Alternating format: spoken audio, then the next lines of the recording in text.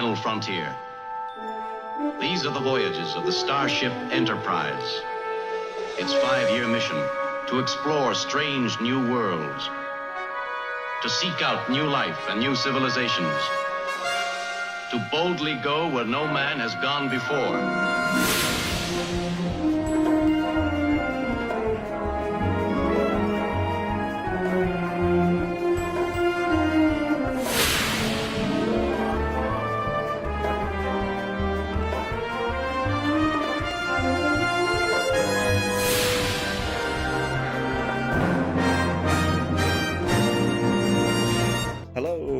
Welcome to Movie Rob once again.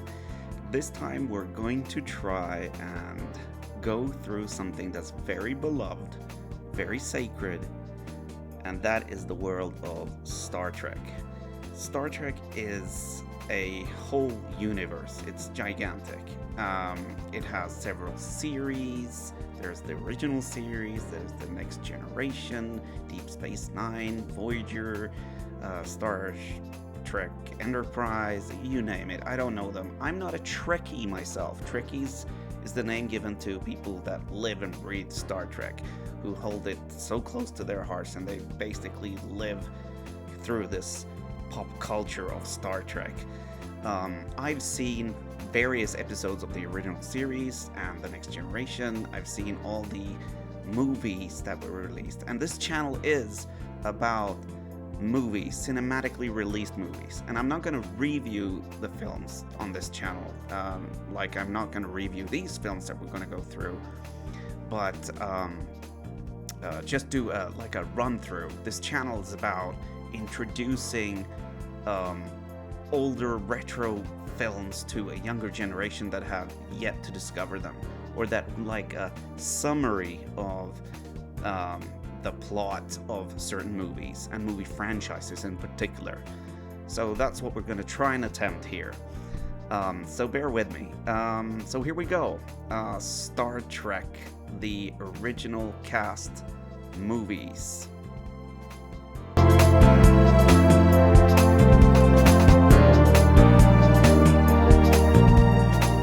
To fully understand the movies, we have to go back all the way to the mid-1960s.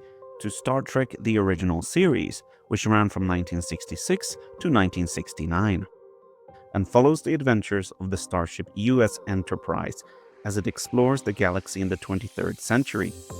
There were 7 main characters that became the core gang: the charismatic Captain James T. Kirk, the ever-popular Mr. Spock, the logical half-human, half-Vulcan science officer with the pointy eyebrows and ears, Dr. Leonard Bones McCoy, the Chief Medical Officer, Mr. Scott, Starship Enterprise's Scottish Chief Engineer, Uhura, the ship's Communications Officer, Mr. Sulu, the ship's helmsman, and Pavel Chekhov, a Russian navigator who was introduced in the show's second season. They travel on a 5-year mission to explore new worlds, to seek out new life and new civilizations. Each episode mixes space adventure with thoughtful commentary on real-world issues like war, racism, politics, and morality, often using science fiction as a clever metaphor.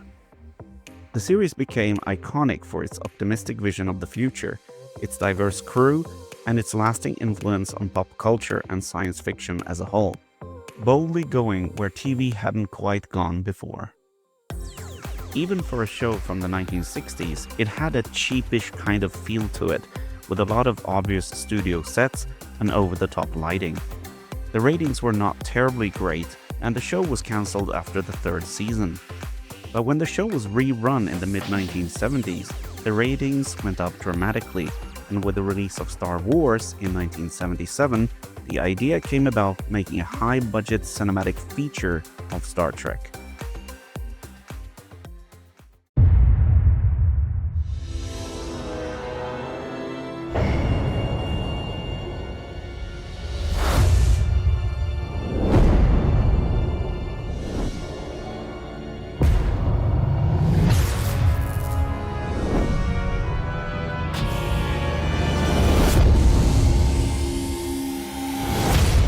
Thrust us ahead, Mr. Sulu. Take us out.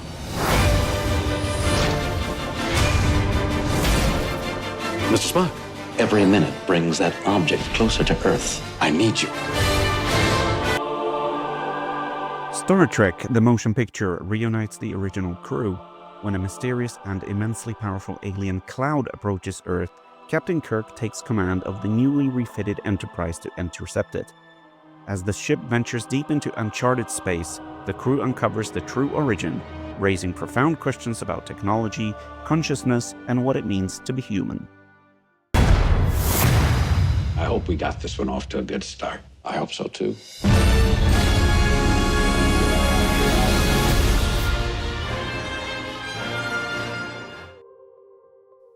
Star Trek, the motion picture, was released on December 7th, 1979. Made on a budget of $45 million, it made just over $139 million worldwide at the box office.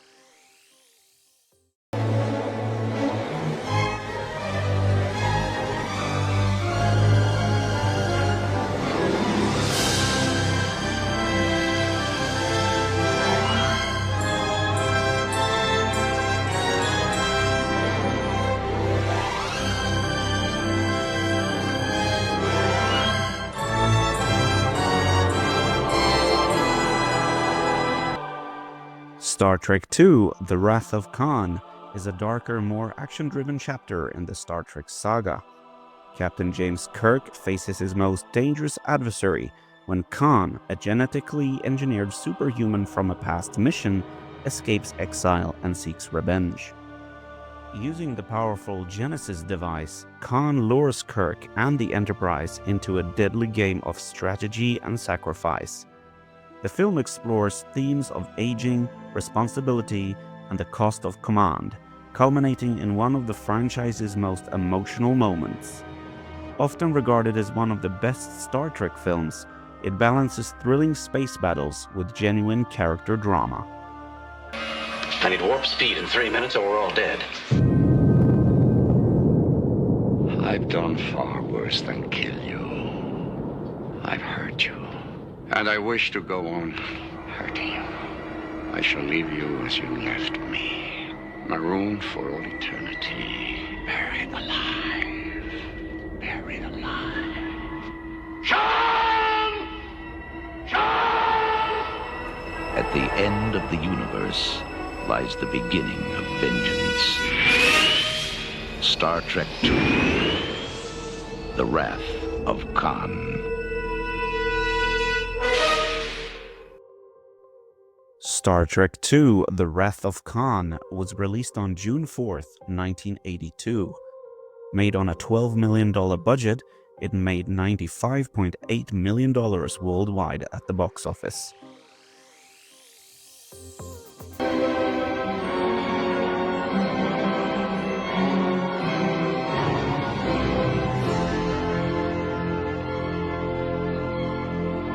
Star Trek III: The Search for Spock continues directly from the events of The Wrath of Khan.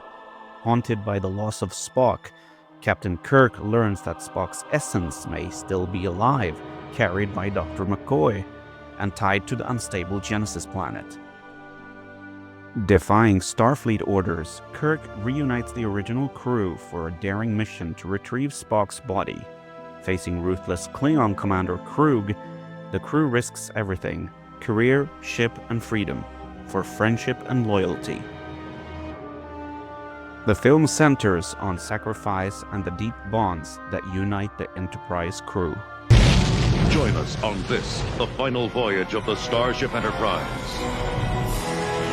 Star Trek III: The Search for Spock. The adventure continues. Star Trek III: The Search for Spock was released on June 1st, 1984. Made on a $16 million budget, it made $87 million worldwide at the box office.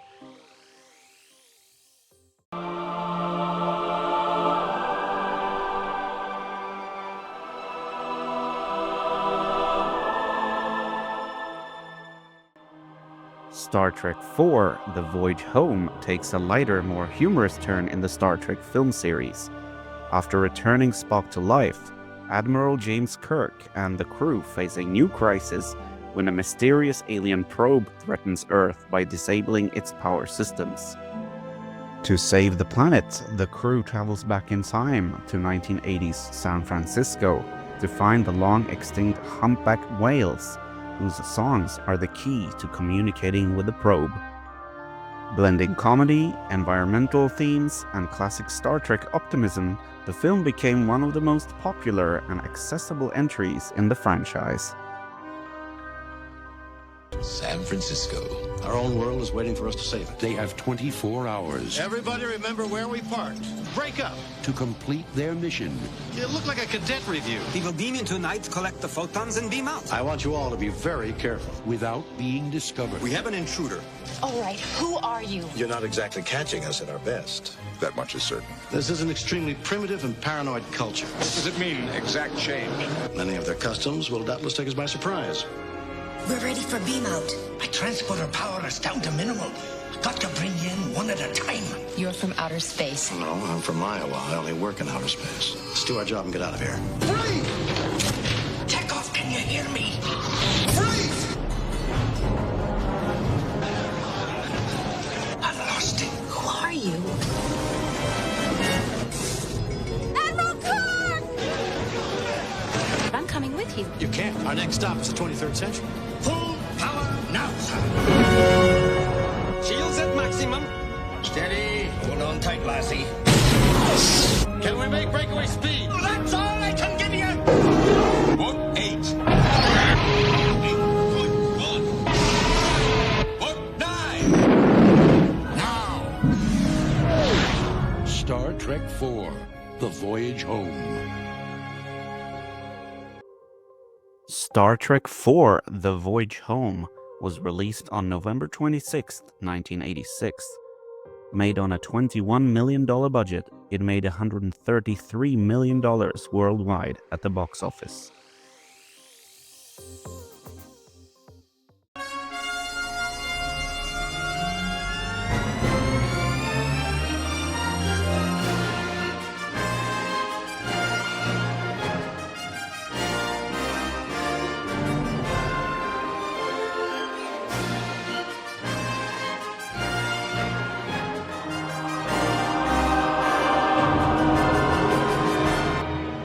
Star Trek V: The Final Frontier sees the crew of the USS Enterprise drawn into a deeply philosophical and uneven adventure when a charismatic Vulcan named Sybok, Spock's half-brother, hijacks the Enterprise.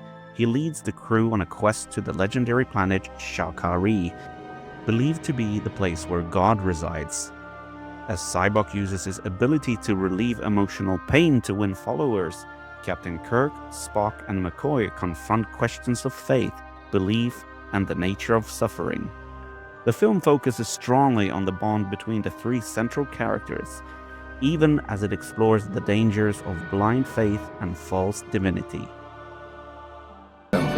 This is the boldest trek of all.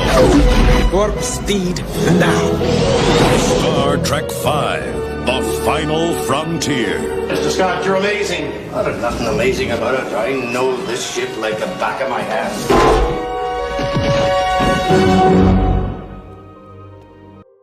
Star Trek V: The Final Frontier was released on June 9th, 1989. Made on a budget of $30 million, it made $70.2 million worldwide at the box office.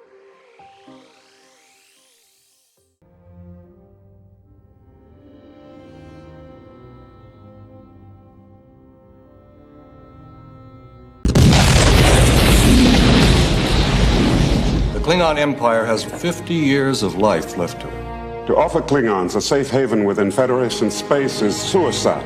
They're animals. Jim, they are dying. And you, Captain Kirk, are to be our first olive branch. Me? Star Trek VI: The Undiscovered Country serves as a powerful farewell to the original Star Trek crew.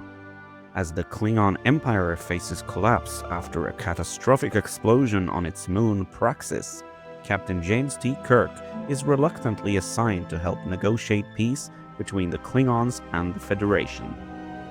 When Kirk and Dr. McCoy are falsely accused of assassinating the Klingon Chancellor, the Enterprise crew must uncover a conspiracy that threatens to derail the peace process.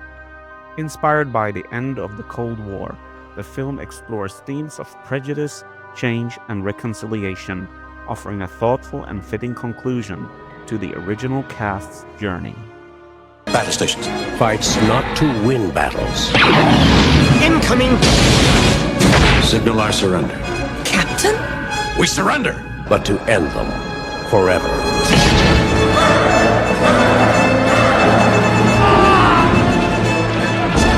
We would consider an attempt to rescue them an act of war. There will never be a better time. This is Captain Sulu, USS Excelsior. We stand ready to assist you. This is fun. You do prefer it this way, as it was meant to be. Warrior to warrior. You cannot take much more of this! Cry havoc! Kill! And let's slip the dogs of war! Fire! Star Trek VI, The Undiscovered Country. Star Trek VI, The Undiscovered Country was released on December 6, 1991. Made on a $27 million budget, it made $96.8 million worldwide at the box office. Star Trek VI was the final film with the original cast, but not the final film of any Star Trek movies. The Star Trek movies continued with 7, 8, 9, 10, and so on, but they were with the Next Generation crew. If you don't know what that means, it means basically that after the original series, TV series in the 60s, the series got a sort of a revival TV series in the late 80s called Star Trek The Next Generation, which was a continuation with a different crew. And that crew from that series became the new crew of the movies after the 6th film. So from the 7th film on, it was the Next Generation crew rather than Kirk, Spock, and McCoy and so on from the original crew. The 7th film was sort of a bridge film between the Kirk crew and the Picard crew from the Next Generation. But that's for another story in part 2, which I guess I'll do later on at some point. I hope you liked this video, and click like and subscribe, and Stardate 2026.2, meaning this is recorded in February 2026. Have a good day.